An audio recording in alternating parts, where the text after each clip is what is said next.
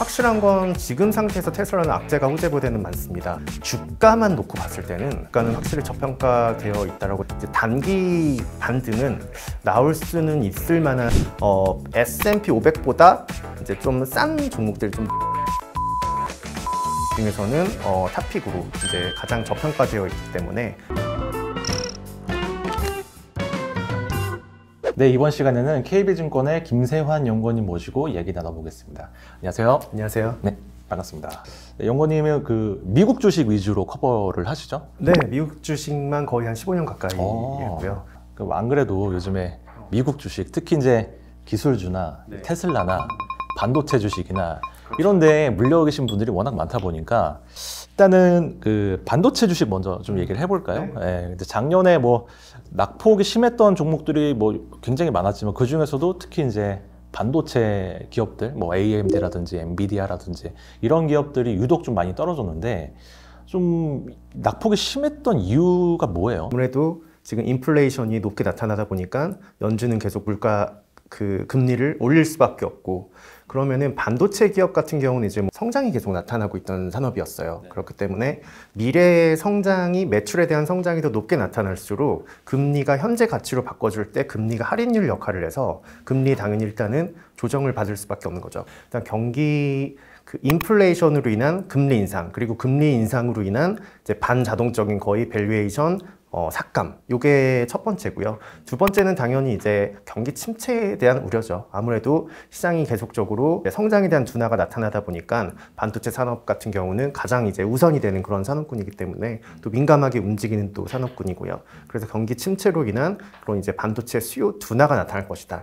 그러면 지금 그 뭐 대표적인 그런 반도체 기업들을 보면은 대부분 주가가 고점 대비 다 절반 이하로 떨어진 상태잖아요. 그렇죠. 네. 그럼 지금 수준의 주가가 그러니까 떨어질 만큼 떨어진 건지 아니면 아직도 더 떨어질 여지가 남아 있는 건지 그게 궁금하거든요. 그렇죠. 일단은 뭐 보통 이제 투자를 하실 때 만약에 뭐 차트만 보신다면 당연히 고점 대비 한 60%, 70% 빠졌다 이러면 싸네 라고 생각할 수가 있지만, 그렇죠. 저희 기준에서 이제 주가가 싸다라는 건 주가가 빠졌는데 이익 수준도 같이 빠지면 사실 그거는 저평가된 기업이 아니거든요. 그렇죠. 근데 이익 수준은 좋은데 여전히 돈을 잘 벌고 이익은 성장하고 있는데 주가만 빠졌다, 이제 이런 기업들은 사실 이제 저평가된 기업이다, 저희는 이렇게 또 판단을 하고 있는데, 반도체 산업 같은 경우는 지난 1년 동안 S&P 500 지수가 한 18% 빠지는 동안 34% 정도 빠졌어요. 두 배 가까이 이제 빠진 거기 때문에 아마 지금 반도체를 들고 계신 분들도 굉장히 좀 어려운 시기를 보낼 거라고 생각을 합니다. 조금 브라이트한 면을 좀 바라보면 저희처럼 이제 숫자를 분석하는 사람들이 봤을 때는 지금 현재 주가 수준이 이익 수준을 반영을 했을 때는 저평가되어 있다고 좀 생각을 합니다. 그래서 첫 번째 차트를 조금 보시면은 반도체의 PBR이 이제 자본 대비 주가죠. 그게 지난 이제 고점이 한 2021년 10월 정도 돼요. 근데 그때 한 6.6배 정도였는데 한 3.5배 정도로 반토막이 났습니다. 일단 주가가 빠지면서 당연히 프라이스가 내려왔죠. 하지만 이 자본 대비 이익, 이 ROE 같은 경우는 그렇게 크게 꺾이지는 않았습니다. 그래서 주가가 더 많이 빠지고 이익은 조금 빠졌기 때문에 그 주가 빠진 거와 이익 간의 그 격차, 이 부분이 사실 저희는 업사이드 포텐셜이 나올 수 있는 구간이라고 보고 있어요.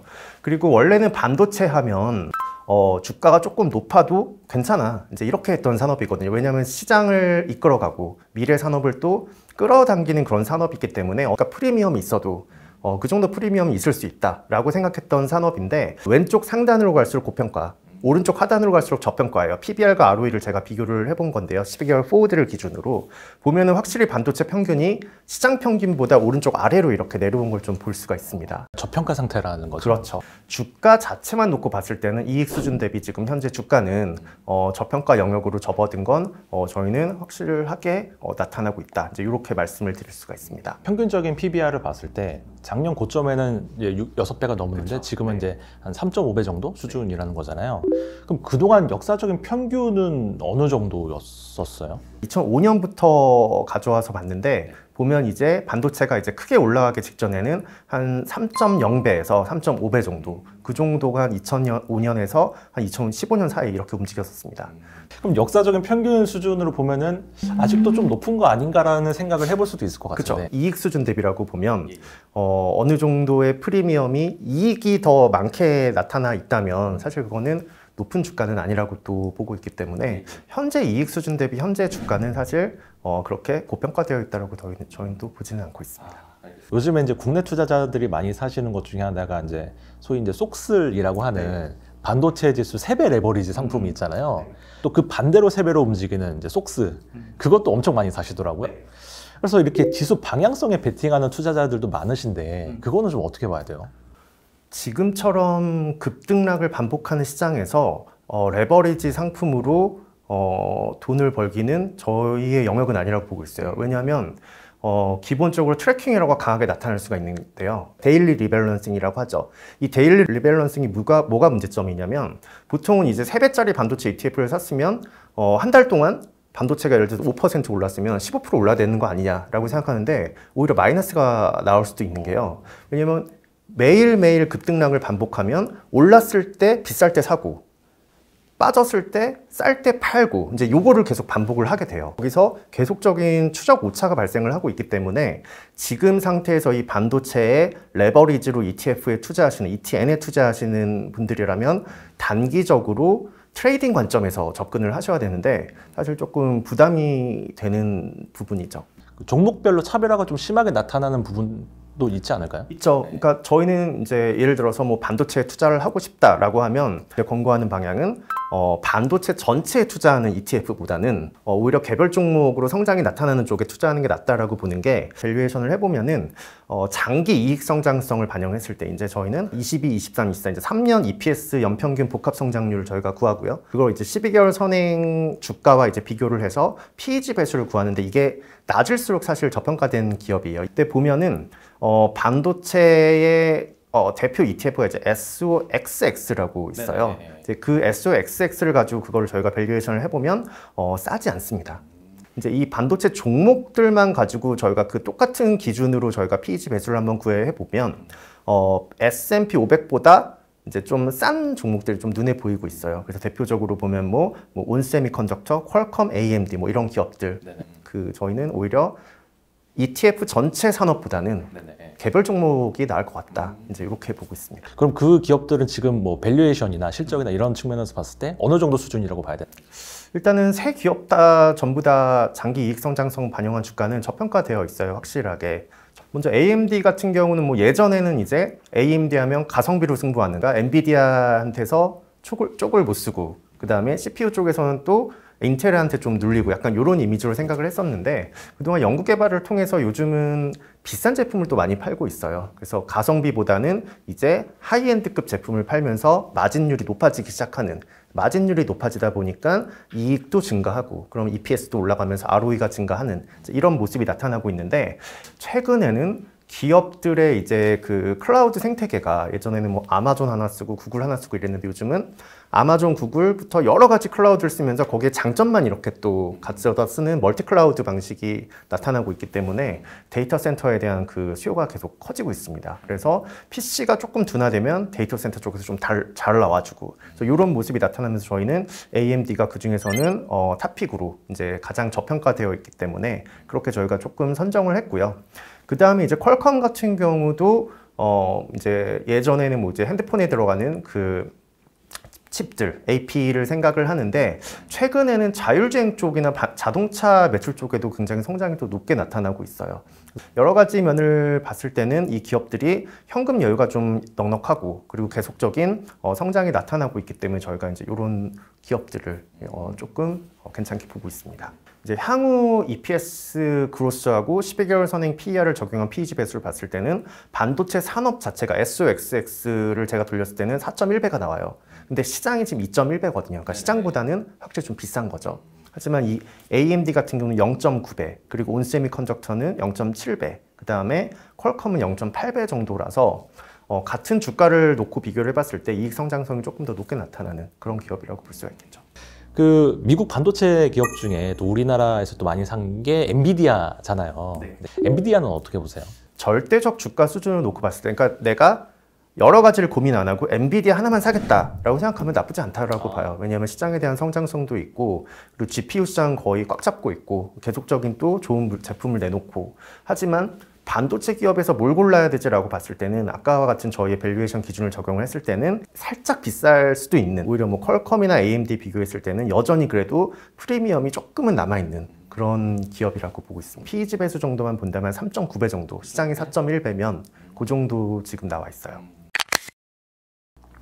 사실 또 이제 낙폭 과대주의 대명사라고 하면 많은 분들이 갖고 계시는 테슬라잖아요. 이게 도대체 요즘 왜 이렇게 많이 떨어지고 있는 거예요?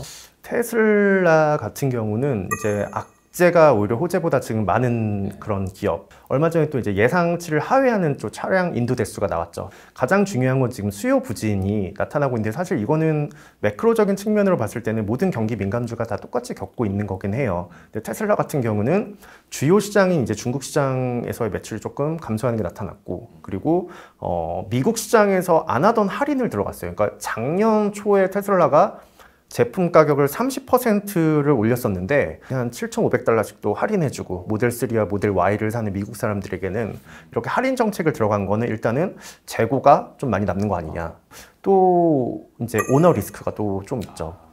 최근에 이제 또 트위터를 인수를 하면서 그 트위터에 대한 자금에 대한 그런 문제점, 그걸로 인해서 앨런 머스크가 계속 지금 지분을 팔고 있고, 이런 부분들이 겹치다 보니까 계속적으로 지금 이제 악재가 이제 나타나면서 주가는 거의 지금 뭐 연초 이후 뭐 60% 이상 좀 조정을 받은 상태죠.